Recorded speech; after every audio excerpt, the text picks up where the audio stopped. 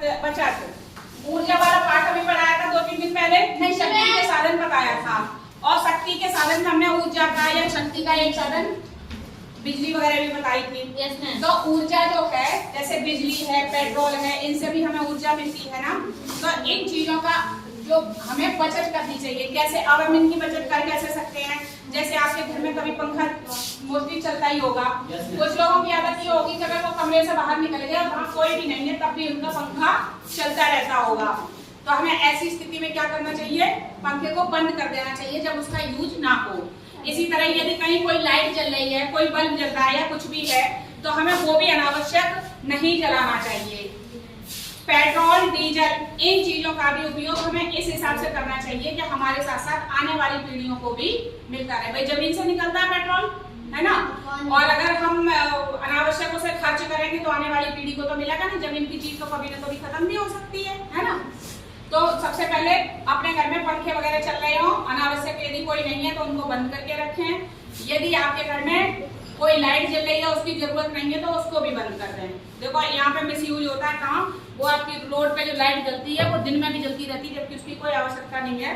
कायदे में यहाँ एक ऐसा स्विच होना चाहिए जो आप लोग उसको दिन में बंद कर दो, ठीक है। दूसरे, पानी की बचत। गाँव में पानी का सबसे ज्यादा मिस यूज होता है। कैसे? समर चलाई और गलियों में धोए जा रहे हैं। भाई पानी भी जमीन से आता है ना, पीने का पानी। समुद्रों में बहुत पानी है लेकिन वो पानी हमारे पीने लायक नहीं है। तालाबों का पानी हम नहीं पी सकते, नदियों नहरों का पानी नहीं पी सकते, ठीक है। हमें पीने के लिए तो एकदम साफ सुथरा पानी चाहिए और साफ सुथरा पानी जमीन के अंदर है। अगर आप उस पीने के पानी को ऐसे बर्बाद करेंगे तो एक दिन वो आएगा कि हमें पीने के पानी के लिए बूंद बूंद के लिए तरसना पड़ जाएगा। और बहुत जगह ऐसी हैं, राजस्थान वगैरह में ऐसी जगह हैं जहाँ पानी लेने के लिए 2-2, 3-3 किलोमीटर तक जाते हैं वहां के रहने वाले लोग, ठीक है। तो पानी का मिसयूज रोकें, अनावश्यक पानी की बर्बादी ना करें। तीसरा है एकल उपयोग प्लास्टिक को ना, मतलब मना। आपके पास एक पेन आता है यूज एंड थ्रो, मतलब ले लिया आपने, लिखा, प्लास्टिक का पेन होता है उसको फेंक दिया है। ऐसा कोई भी प्लास्टिक का सामान जिसको हम दोबारा यूज नहीं कर सकते हैं उसको हम प्रयोग ना करें, क्योंकि प्लास्टिक जब एक बार पर्यावरण में पहुंचती है तो वो पता नहीं कितने साल, 100, 200, 500 साल तक गलती नहीं है, खराब नहीं होती, वो यूं की यूं पड़ी रहती है और हमारे पर्यावरण को नुकसान पहुंचता है, ठीक है।